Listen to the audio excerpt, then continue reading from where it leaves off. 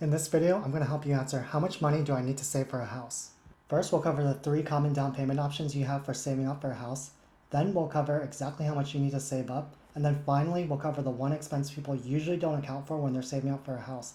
Hey guys, what's going on? If you're new here, my name is Davis and welcome to my channel. So the 3 most common options to buy a house that I've seen are 3.5% down, 5% down, and then 20% down. Of course, you can put any percent down, even 10% or 15%, but those are the 3 most common that I have seen. There are pros and cons to each, but just know that you can buy a house with less than 20% down. In my experience, it's very common to want to buy a house with at least 20% down so that you avoid private mortgage insurance, aka PMI. However, in some markets, this can take forever to save up and then make home ownership seem completely unobtainable. Private mortgage insurance is an insurance policy which compensates lenders or investors for losses due to the default of a mortgage loan. In plain English, it's basically an insurance policy that protects the lender in case you default on your home loan or you can't pay off your loan in the long term. I'm going to make a video on ways that you can get out of PMI, so subscribe and click the notification bell so you don't miss out on that video. Alright, now let's go over the pros and cons of putting less than 20% down. Pros of putting less than 20% down are you can purchase a house faster since you don't have to save up as much. Right now, due to historically low rates, your monthly payment will still be reasonable.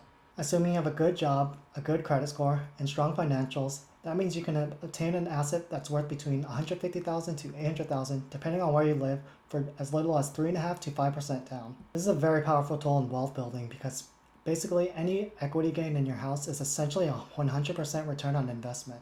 For example, let's say you bought a house for $400,000 for 5% down. That's $20,000 down, and then a year later that same house goes up by 5% to $420,000. That means you got a $20,000 in equity gain and you only have to put $20,000 in. That's a 100% return on your initial investment. If you live in a market where home prices are going up very fast, then it may make sense to buy a house before you have 20% down. Otherwise, you'll be chasing a moving target as home prices continue to go up and then your 20% keeps increasing as the prices keep jumping up. While there are a lot of pros of putting less than 20% down, there are also just as many cons as putting less than 20% down. The first con is your monthly payment is going to be higher since you borrowed more money. The next con is you'll have PMI added to your monthly payments. Having PMI, that means a little bit less money goes towards your principal every single month. And lastly, since you're putting less down, then your overall mortgage will be higher, which also means that your total interest payments will be a little bit higher over the whole life of your loan. And on the other side, the pros of putting down at least 20% are your monthly payment will be lower, you won't have PMI, and then your overall mortgage will be significantly lower. However, the cons of putting at least 20% down is that it can take forever to save up, and then also the opportunity cost of putting that money elsewhere instead of tying it up in your house. We just went over 3 common down payment options to buy a house. But in a hot market where housing prices are increasing so fast, how do you calculate exactly how much you need?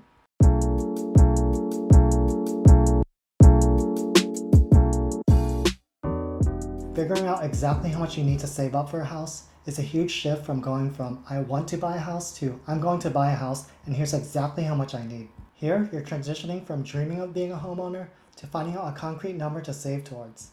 There are 3 key things that you should do.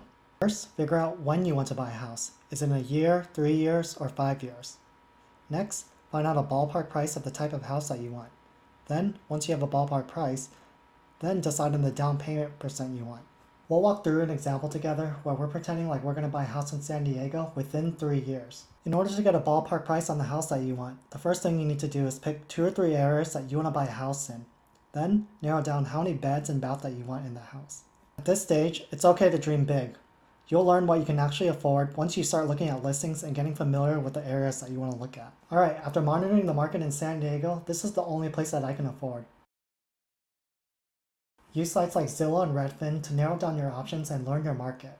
What do I mean by this? So every week or 2, check Zillow and Redfin to see new houses that are going on the market, and then go and pretend like you're going to buy a house, and then see how long it takes from going from being listed to being sold.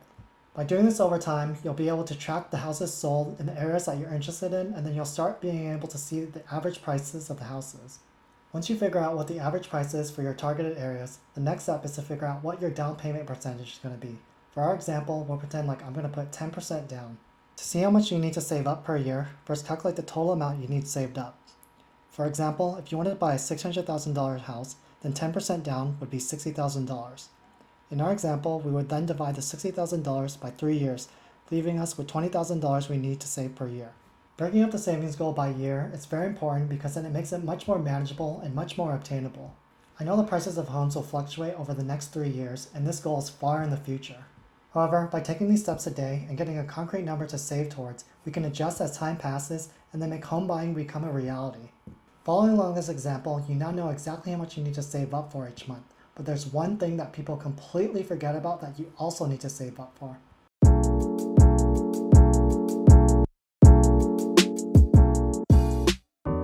It's common to talk about saving up for a down payment for a house, but the one thing people don't talk about is closing costs. Closing costs are generally between 3 and 5% of the purchase price of a house. It consists of things such as the fee to start your loan, title fees aka transferring of ownership, underwriting the mortgage aka making sure your financials are good, commission to your real estate agent, taxes, insurance, and then the filing records. A great free site to use to calculate your closing costs is from smartasset.com. First go to home buying and then go to the closing cost calculator. This calculator will give you a rough estimate of what your closing costs are. First, you're going to enter in the city where you want to buy yours. For our example, it's in San Diego. And then you're going to put in the average price or the house that you decided on. For us, it was $600,000. And then you'll enter in your down payment percent. For our example, it was 10%. So as you can see, the rough closing cost would be nearly $11,000. This is something that people normally don't account for, would be a huge thing to forget about. Keep in mind that this calculator is just going to be a rough estimate, and then your final number is going to be slightly off. It could be off by $1,000, $2,000, or only just a couple $100. Just consult with your mortgage broker and your real estate agent to get your final numbers. This is one of the major cons of buying a home. The house is already going to be expensive, and you have to pay more fees just to officially obtain the home. Now we have the real amount that you need to save up for, your down payment and the potential closing costs. Now let's quickly tie it all together by going over the example one more time. So the housing cost that we wanted to buy was $600,000, and then the down payment percent was 10%. So that puts our down payment amount at $60,000. That's $600,000 times 10%. And then our closing cost was $10,918. Therefore, the total we need to save is $60,000 plus the $10,918, leaving us at $70,918. That amount may seem huge, but let's break it down by the number of years we want to save up, which is 3. So our savings per year is going to be the $70,000 divided by the 3, leaving us at $23,639. However, let's take it one step further and see how much you need to save per month by dividing that amount by 12.